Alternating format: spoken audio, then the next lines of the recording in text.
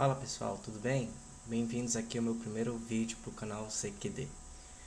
Nesse vídeo a gente vai resolver um problema da Olimpíada Russa de 1999, tá? Vou mostrar aqui o problema para vocês e aí eu quero que vocês, antes de olharem a solução, pensem um pouco, pelo menos uns 10 minutos, para ver se vocês têm alguma ideia de como fazer, tá bom? Bem, o problema é esse daí, vamos ler todos juntos. Mostre que os números de 1 a 15 não podem ser divididos em um grupo A de 2 elementos e um grupo B de 3 elementos, tais que a soma dos elementos de B seja igual ao produto dos elementos de A. Então, vamos lá, pausa o vídeo, pensa um pouquinho e depois volta aqui. Bem, vamos resolver essa questão através de um método chamado demonstração por absurdo.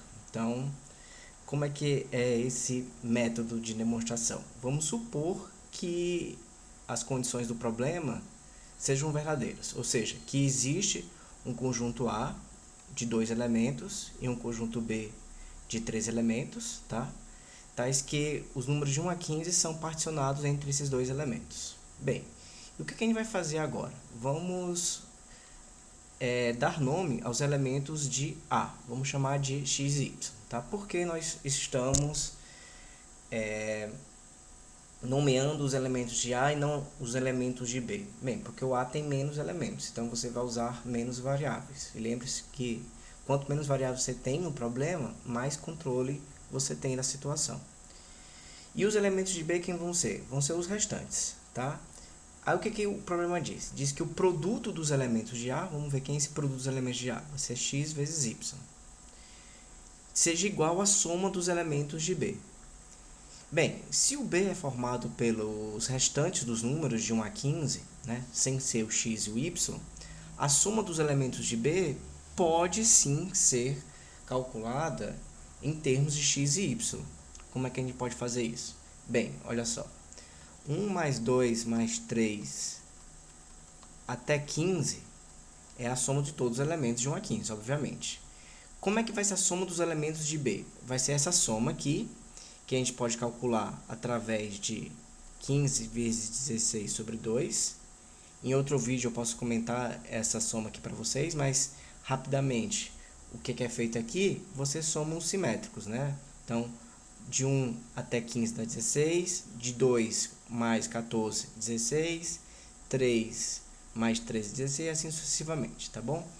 Então, nessa conta aqui, você tem 15 vezes 16 sobre 2. Eu vou pegar minha calculadora porque eu não sou bom de conta, tá?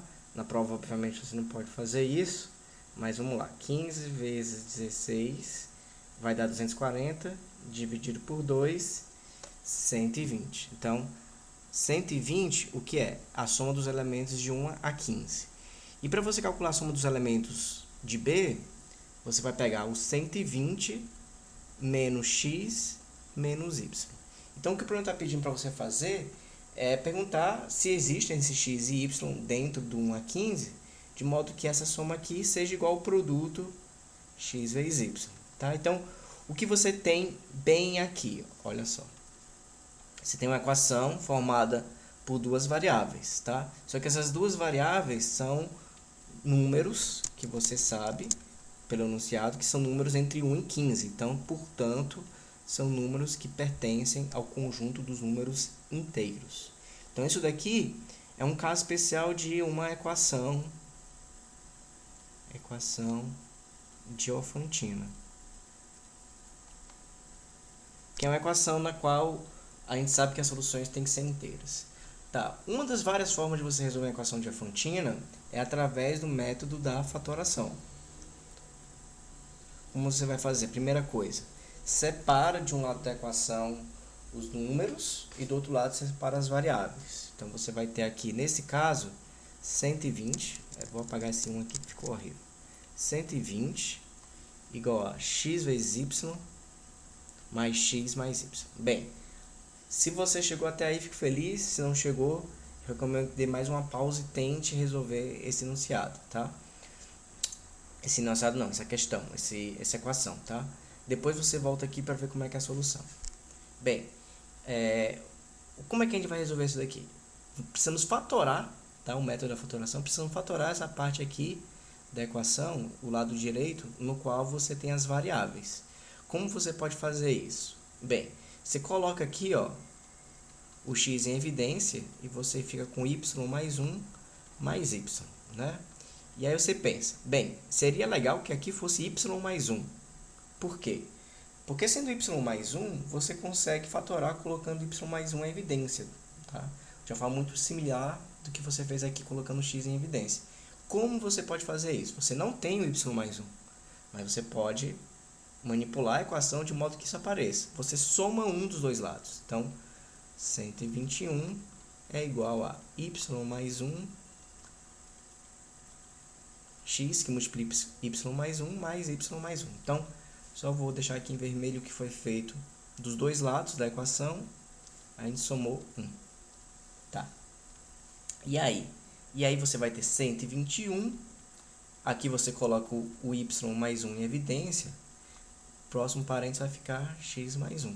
Olha só, isso você fatorou. Você fatorou um número, que é o 121, em relação a duas variáveis x e y.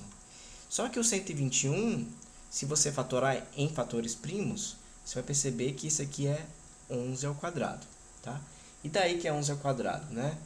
Quer dizer que tanto o x quanto o y são fatores de 11 ao quadrado. Tá? Então, no pior dos casos, isso daqui pode ser 1, pode ser 11 ou pode ser 11 ao quadrado, né? O valor da expressão x mais 1. Bem, não pode ser 1, porque se o x mais 1 for 1, é porque o x é 0, e a gente sabe que x igual a 0 não é um valor que está entre 1 e 15. Se for 121, né, que no caso é o 11 ao quadrado, o x vai dar 120, que também é um valor que passa longe daquele nosso intervalo de 1 a 15. Só resta a opção do x mais 1 ser 11.